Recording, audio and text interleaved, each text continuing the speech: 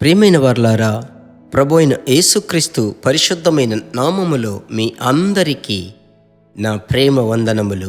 ప్రభువుకు స్తోత్రం. మీకందరికీ తెలిసినట్లు అనుదినము పరిశుద్ధాత్మునితో అను ఈ కార్యక్రమం సరిగ్గా ఉదయం 5:30 ప్రభు బిడ్డలారా వెల్లడవుతుంది.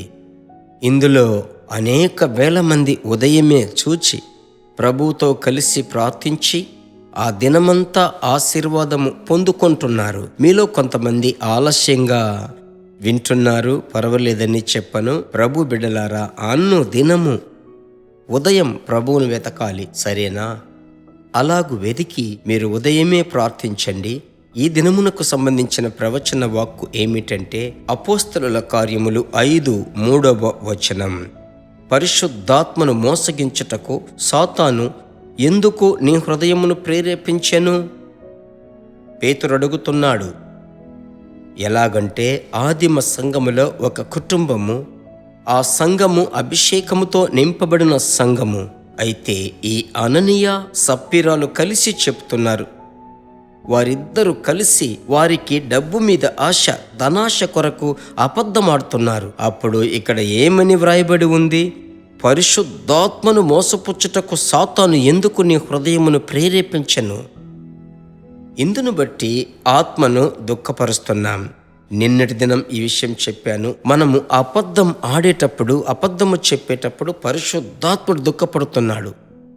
అల్పమైనటువంటి ధనం ఈరోజు ఉంటుంది, రేపు పోతుంది. అది అందరికీ తెలుసు. కనుక కొద్దిలో నమ్మకంగా ఉంటే అనేకమైన వాటి మీద ప్రభు అధికారిగా ఉంచుతాడు.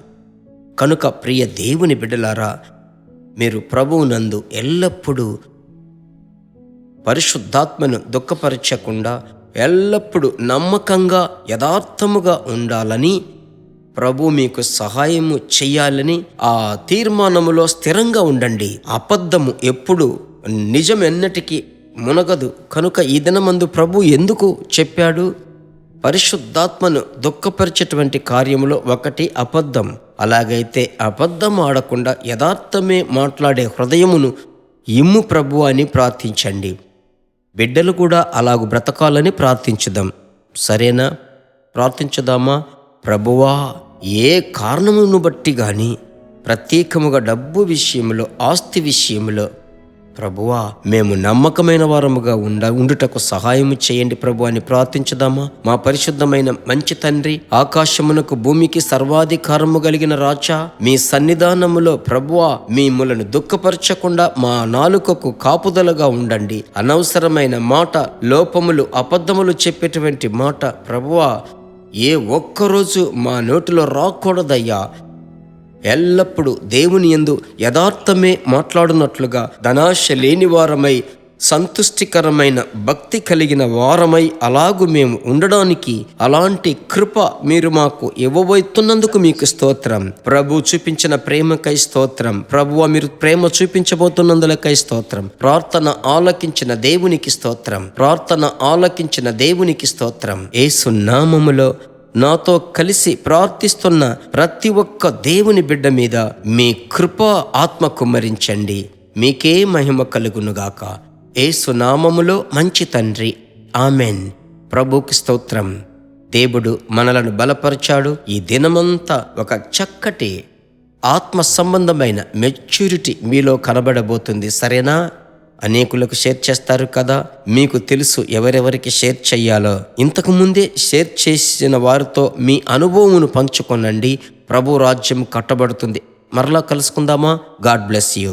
దేవుని బిడ్డలారా, ఈ వర్తమానము మీకు మిక్కిలి ఆశీర్వాదకరముగా ఉందని మేము నమ్ముచున్నాము. ఇంకనూ మా వర్తమానములను విని ప్రభువులు ఆశీర్వదింపబడుటకు జీసస్ మీట్స్ మినిస్ట్రీస్ అను మా యూట్యూబ్ ఛానల్ ను సబ్స్క్రైబ్ చేయండి. మరియు మా ప్రార్థన సహాయముకై మీరు సంప్రదించవలసిన మా ఫోన్ నెంబర్ 9842528236 మరియు 7299546363.